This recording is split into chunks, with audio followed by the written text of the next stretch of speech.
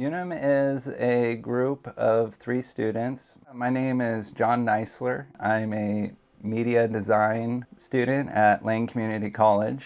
I'm in my second year of studies. My name is Madeline. I'm a student in exchange at Lane, and I study multimedia design.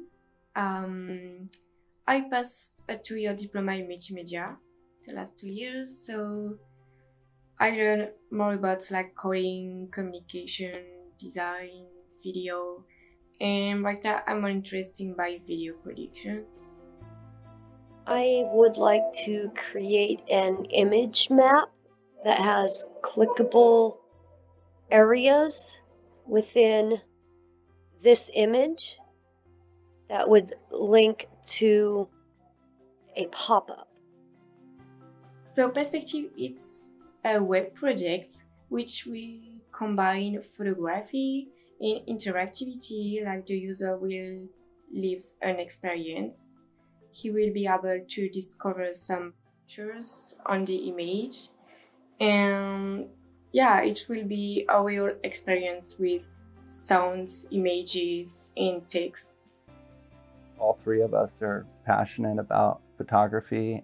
Things haven't really changed much how you look at them digitally. We just wanted a unique way to show our work to people. Part is going to be doing a little bit of the photography work, and then I've also been our social media manager. I've been designing all of our posts and our little news updates, and then I'm also responsible for the behind the scene footage. It has been challenging working over Zoom, especially trying to get behind the scenes footage. Most of our work has been done on our computers separately. So the behind the scenes footage might consist of just somebody typing on their keyboard. Oh, the biggest challenge was about the code because we were working of 2 different parts of the code, like different interactions. I don't really like coding usually, but for this project it was fun to code and to see like what we were able to build. Like when you code, you can just add some codes, and when you just reload your web page, you can immediately see the difference in what you just created. Had to take time to understand what we were coding.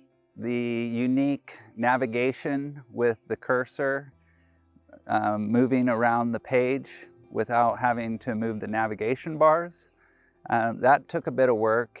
And then also mapping out the hotspots to work with the navigation at the same time ended up being a lot of work as well. We also have all the close-up images here. In our code, we have some hotspots you can see, just some areas like you can have an interaction with, so we use a map to do it. We were also able to add a progress bar to kind of give the viewer a goal to find all the hidden images, and I hope they enjoy that. We have a function which means that when the user clicks on a hotspot, the progress bar will just increase. Once the function of the web page was in place, we could start actually plugging in what we wanted it to look like. We could adjust our background, our icons, our mouse cursors. We tried to customize everything. I would build the Illustrator images for Audrey and Mathilde, and then they would insert them into the web page. Building the icons themselves wasn't really that difficult. We tried doing different file formats to get our icons to look better if they were viewed on a larger computer. I thought it would be pretty simple to just export a file and you would plug it into the web page. But that really wasn't the case. There were countless emails between myself and Mathilde just about these same music icons. Started feeling bad actually, because I kept giving Mathilde icons that wouldn't work right.